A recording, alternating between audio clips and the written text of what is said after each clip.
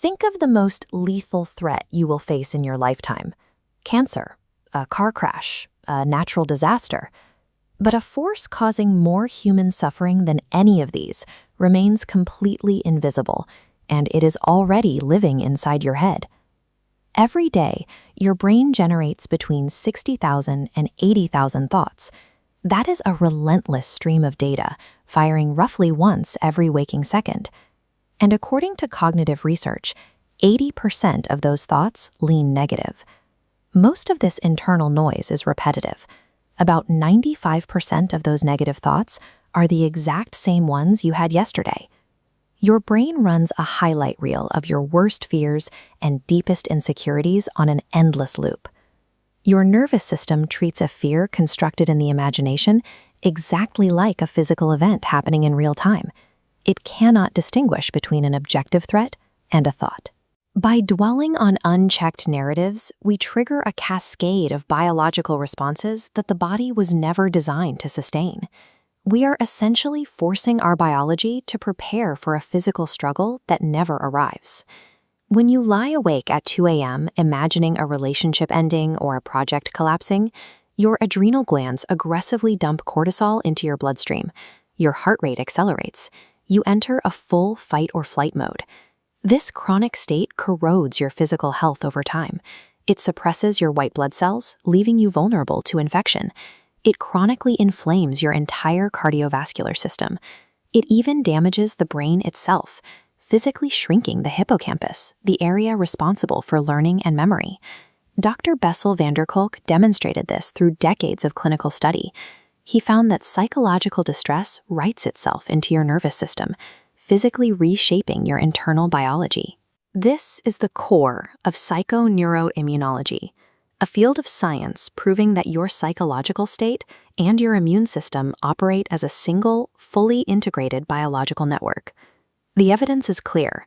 Our internal narratives act as biological commands. They are capable of manifesting a severe, measurable physical illness. This destructive architecture starts with a core belief, like, I am unlovable. Your mind builds distortions over this seed, twisting reality to confirm it. Catastrophizing assumes the worst possible outcome, while all-or-nothing thinking creates a binary where imperfection means failure. These distortions are powered by rumination.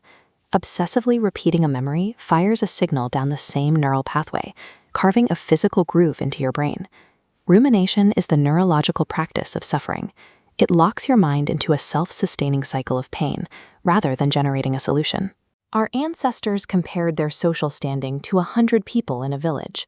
We lack the biological hardware to process comparison on a global scale. Modern algorithms exploit this.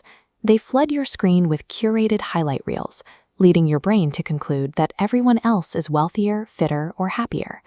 A new cycle built on outrage keeps your threat detection system permanently locked in the on position. Scholars call this mean world syndrome, a collective perception of danger that exceeds reality. Modern society functions as a biological accelerant. It weaponizes our evolutionary blind spots to darken our default way of thinking. The mechanism that builds the prison can also dismantle it. Through neuroplasticity, we overwrite the deep grooves of rumination with new experiences and focused attention. This starts with metacognition. This is the foundational skill of observing a thought as a temporary mental event, rather than fusing with it as your identity. There is a vital distinction between saying, I am a failure, and I am having the thought that I am a failure.